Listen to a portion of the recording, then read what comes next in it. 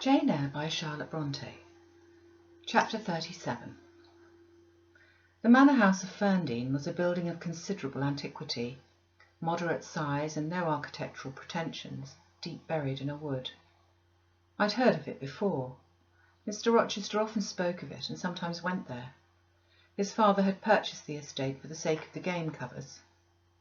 He would have let the house, but could find no tenant, in consequence of its ineligible and insalubrious site. Ferndean then remained uninhabited and unfurnished, with the exceptions of some 2 or 3 rooms fitted up for the accommodation of the squire when he went there in that season to shoot. To this house I came, just ere dark, on an evening marked by the characteristics of sad sky, cold gale, and continued small penetrating rain. The last mile I performed on foot, having dismissed the chaise and driver with the double remuneration I'd promised. Even when within a very short distance of the manor house, you could see nothing of it, so thick and dark grew the timber of the gloomy wood about it. Iron gates between granite pillars showed me where to enter, and passing through them, I found myself at once in the twilight of close-ranked trees. There was a grass-grown track descending the forest aisle, between hoar and knotty shafts and under branched arches. I followed it, expecting soon to reach the dwelling, but it stretched on and on. It wound far and farther. No sign of habitation or grounds was visible. I thought I'd taken a wrong direction and lost my way. The darkness of natural as well as sylvan dusk gathered over me. I looked round in search of another road. There was none. All was interwoven stem, columnar trunk, dense summer foliage, no opening anywhere. I proceeded. At last my way opened, the trees thinned a little. Presently I beheld a railing, then the house, scarce by this dim light distinguishable from the trees, so dank and green were its decaying walls. Entering a portal fastened only by a latch, I stood amidst a space of enclosed ground, from which the wood swept away in a semicircle. There were no flowers, no garden beds, only a broad gravel walk, girdling a grass plat, and this set in the heavy frame of the forest. The house presented 2 pointed gables at its front. The windows were latticed and narrow. The front door was narrow too, 1 step led up to it. The whole looked, as the host of the Rochester Arms had said, quite a desolate spot. It was as still as a church on a weekday. The pattering rain on the forest leaves was the only sound audible in its vicinage. "Can there be life here?" I asked. Yes, life of some kind there was, for I heard a movement. That narrow front door was unclosing, and some shape was about to issue from the garage, from the grange. It opened slowly. A figure came out into the twilight and stood on the step, a man without a hat. He stretched forth his hand, as if to feel whether it rained. Dusk as it was, I recognized him. It was my master, Edward Fairfax Rochester, no other. I stayed my step, almost my breath, and stood to watch him, to examine him, myself unseen, and alas, to him invisible. It was a sudden meeting, and one in which rapture was kept well in check by pain. I had no difficulty in restraining my voice from exclamation, my step from hasty advance. His form was of the same strong and stalwart contour as ever. His port was still erect, his hair was still raven black, nor were his features altered or sunk. Not in 1 year's space, by any sorrow, could his athletic strength be quelled, or his vigorous prime blighted. But in his countenance I saw a change. That looked desperate and brooding. That reminded me of some wronged and fettered wild beast or bird, dangerous to approach in his sullen woe. The caged eagle, whose gold-ringed eyes cruelty has extinguished, might look as looked that sightless Samson. And, reader, do you think I feared him in his blind ferocity? If you do, you little know me. A soft hope blent with my sorrow that soon I should dare to drop a kiss on that brow of rock, and on those lips so sternly sealed beneath it. But not yet. I would not accost him yet.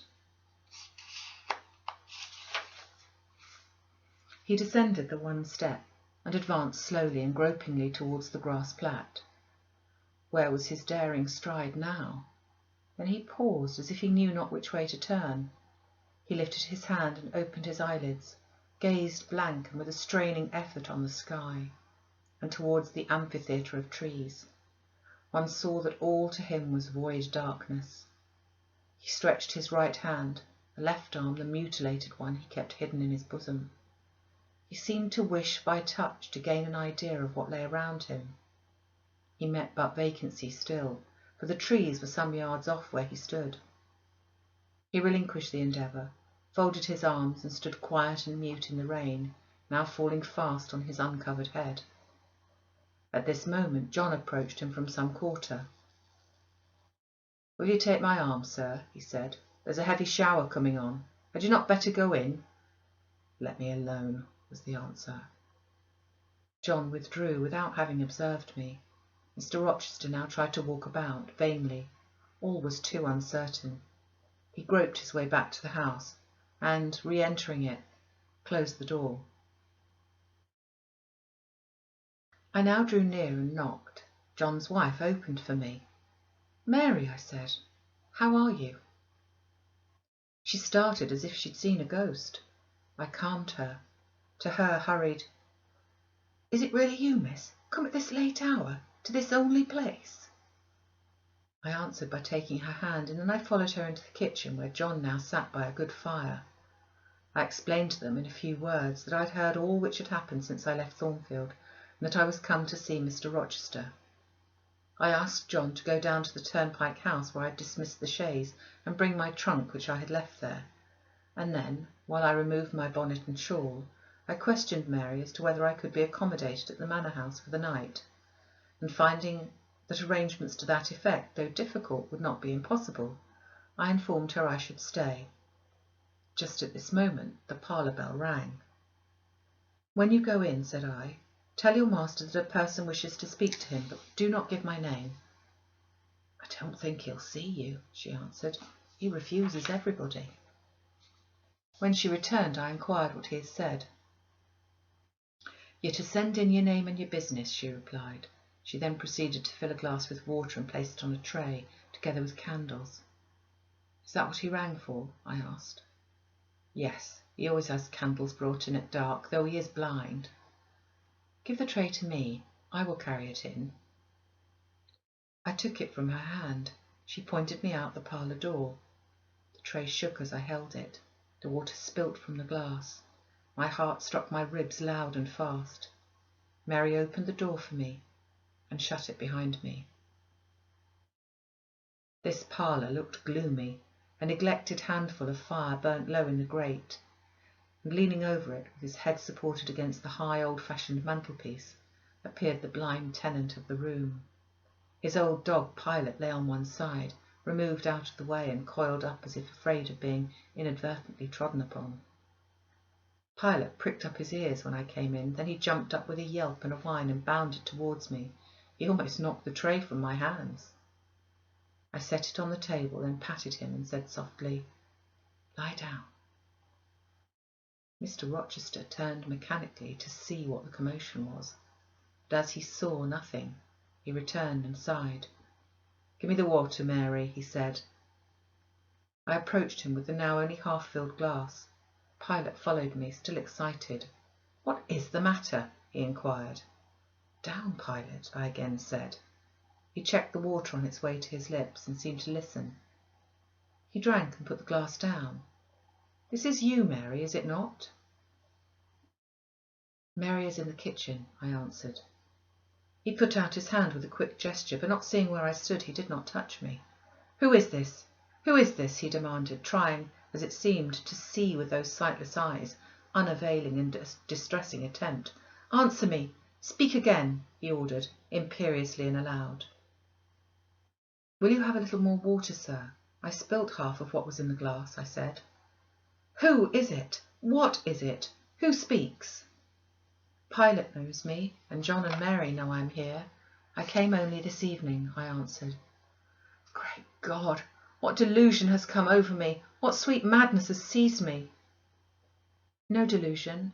No madness. Your mind, sir, is too strong for delusion. Your health's too sound for frenzy. And where is the speaker? Is it only a voice? Oh, I cannot see, but I must feel, or my heart will stop and my brain burst. Whatever, whoever you are, be perceptible to the touch, or I cannot live. He groped. I arrested his wandering hand and prisoned it in both mine. Her very fingers, he cried. Her small, slight fingers. If so, there must be more of her. The muscular hand broke from my custody. My arm was seized, my shoulder, neck, waist. I was entwined and gathered to him. Is it Jane? What is it? This is her shape. This is her size. And this is her voice, I added. She is all here. Her heart too. God bless you, sir. I'm glad to be so near you again. Jane Eyre. Jane Eyre was all he said. My dear master, I answered, I am Jane Eyre. I have found you out. I am come back to you. In truth? In the flesh?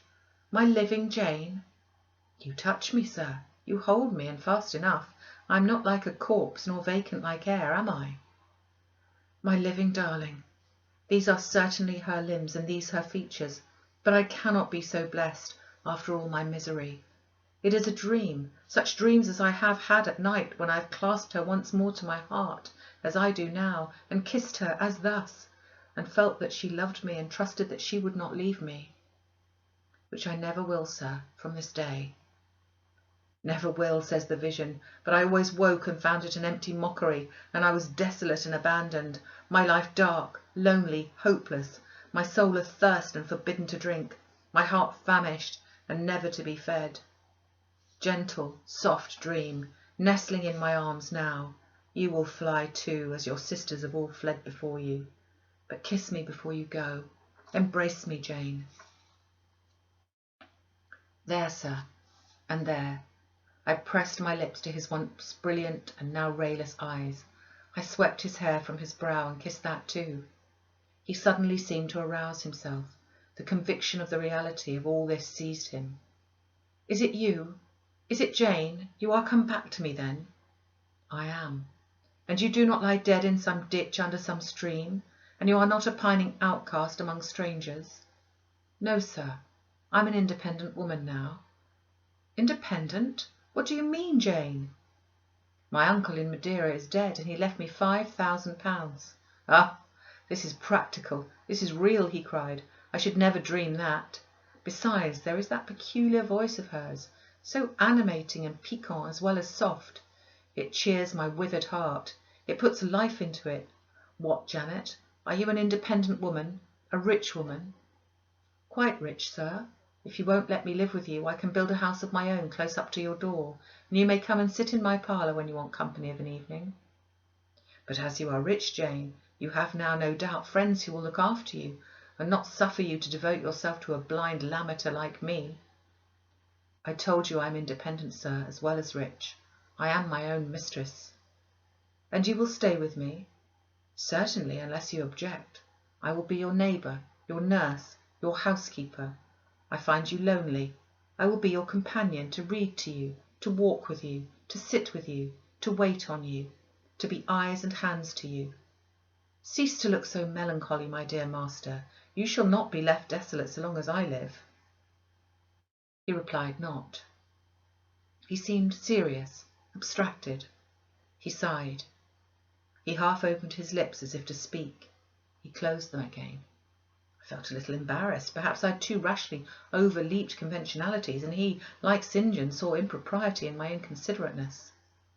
I had indeed made my proposal from the idea that he wished and would ask me to be his wife. An expectation not the less certain because unexpressed had buoyed me up, that he would claim me at once as his own. But no hint to that escaping him, and his countenance becoming more overcast, I suddenly remembered that I might have been all wrong, and was perhaps playing the fool unwittingly, and I began gently to withdraw myself from his arms, but he eagerly snatched me closer. No, no, Jane, you must not go. No, I have touched you, heard you, felt the comfort of your presence, the sweetness of your consolation. I cannot give up these joys. I have little left in myself. I must have you. The world may laugh, may call me absurd, selfish, but it does not signify. My very soul demands you. It will be satisfied, or it will take deadly vengeance on its frame.